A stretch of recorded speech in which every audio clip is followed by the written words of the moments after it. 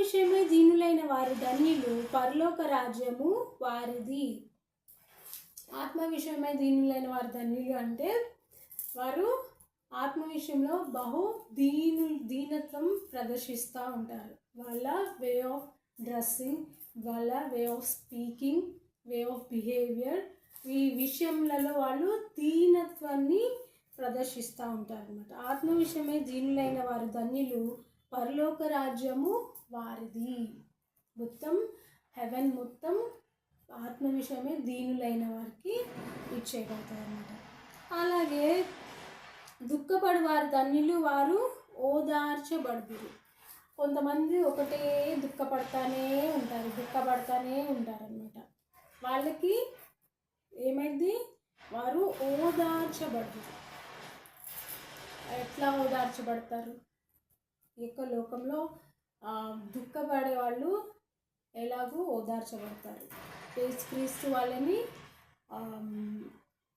Church members ద్వారా, లేకపోతే church pastor, వీళ్ళందరి ద్వారా ఓదార్చబడతా ఉంటారు అన్నమాట. లేకపోతే మన ఇంటి పక్కన నేబర్స్ వల్ల కూడా ఓదార్పు మనకి దుఃఖపడే వాళ్ళకి దొరుకుతూ ఉంటుంది.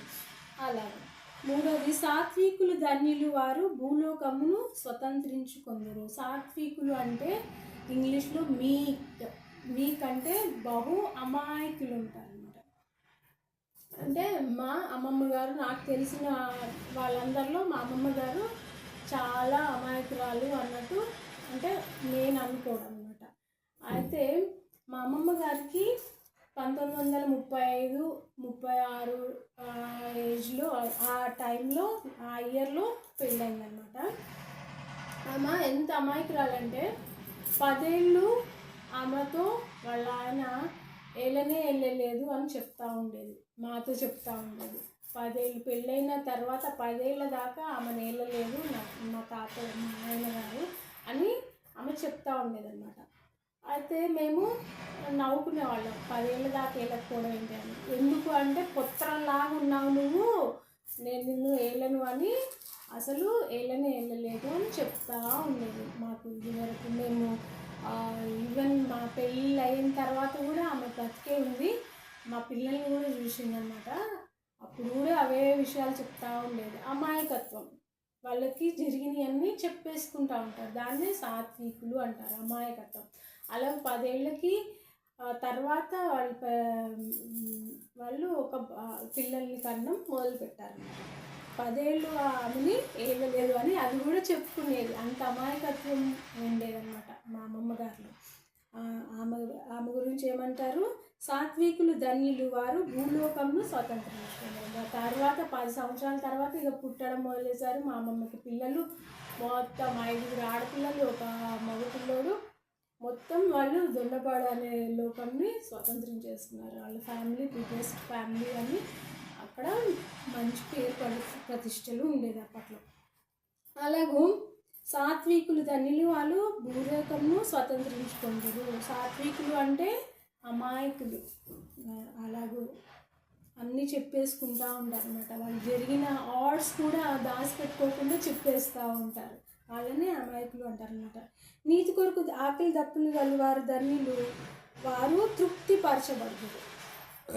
కొంతమంది ఇప్పటికీ నూతన నిబంధన కాలంలో అభిషేకం పొందుతూ ఉంటారు. కొంతమంది ఇళ్లల్లోనే చక్కగా వాళ్ళు పరిశుద్ధత కొరకు, వాళ్ళ యొక్క శుద్ధీకరణ కోసం అభిషేకం పొందుతూ ఉంటే ఏమవుతుంది, వాళ్ళని చాలామంది అడ్డుకుంటూ ఉంటారు, అపోజ్ చేస్తూ ఉంటారు. అట్లాంటి వాళ్ళు ఏమంటారు వాళ్ళ గురించి, నీతి కొరకు, దేవుని రాజ్యం కొరకు, నీతి కొరకు ఆకలి దప్పులు గలవారు ధన్యులు, వారు తృప్తిపరచబడదు. వాళ్ళ యొక్క నీతి కొరకు ఉన్న ఆకలి దప్పులు తృప్తిపరచబడతాయని ఆ యొక్క ధన్యతలో చెప్పబడుతున్నది.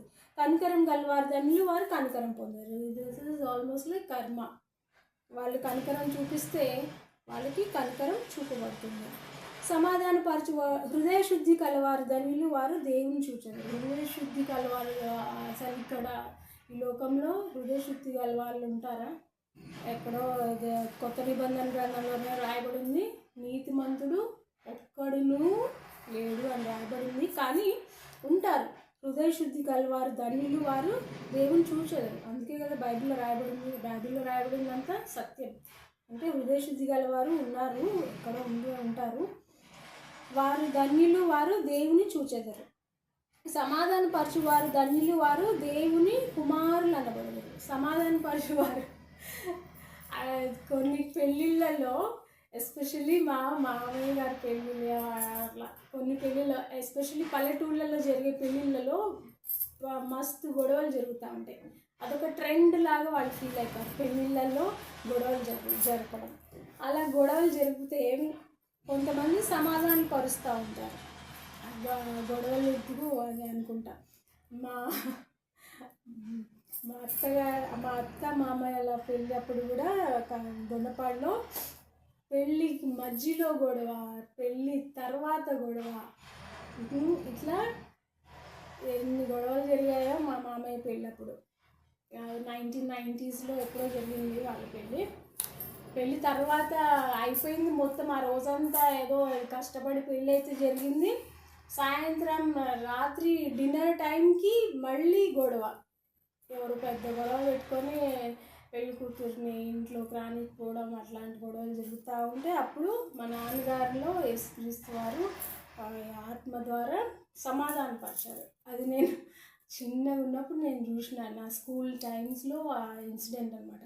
అలాగూ హోలీ స్పిరిట్ మా నాన్నగారి ద్వారా సమాధానపరిచింది ఆ యొక్క గొడవ.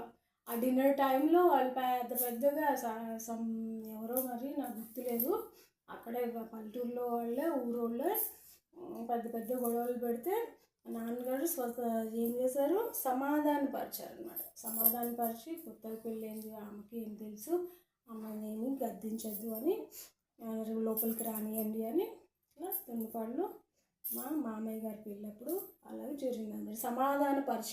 సమాధానపరచడం నాట్ అన్ ఈజీ థింగ్. అందరూ మేము ఇంత తెలివి ఉన్నోళ్ళం, ఇంత పవర్ఫుల్ అని వాళ్ళ నాలెడ్జ్ ప్రకారం గొడవలు పెడతా ఉంటారు.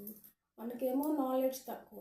ఆ యొక్క గొడవలకి సమాధానం చెప్పడం, సమాధానపరచడం చాలా కష్టతరమైన పని. కానీ యేసుక్రీస్తు వారు పరిశుద్ధాత్మ ద్వారా సమాధానపరుస్తూ ఉంటారు కొంతమందిని లేపి. ఆ రోజు మా నాన్నగారు సమాధానపరిచారనమాట. ఆ సమాధానపరిచాక తర్వాత డిన్నర్స్ ఫాలో అనమాట.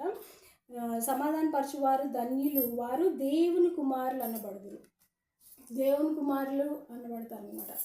They will be known as God's kids are God's children.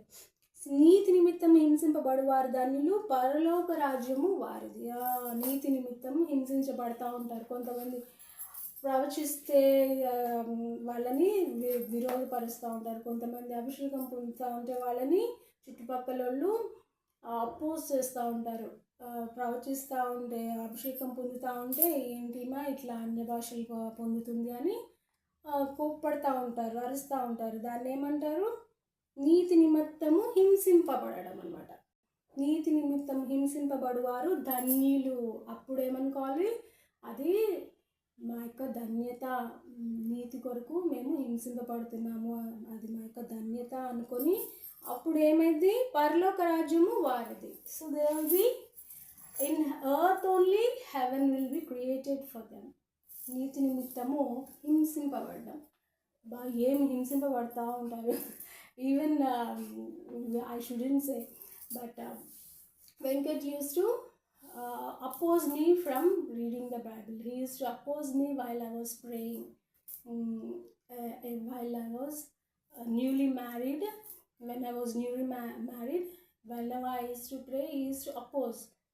Whenever I used to read Bible, he used to oppose. That is, నీతి నిమిత్తం హింసింపబడ్డం. నీతి నిమిత్తం హింసింపబడు వారు ధన్యులు, వారిది పరలోక రాజ్యం.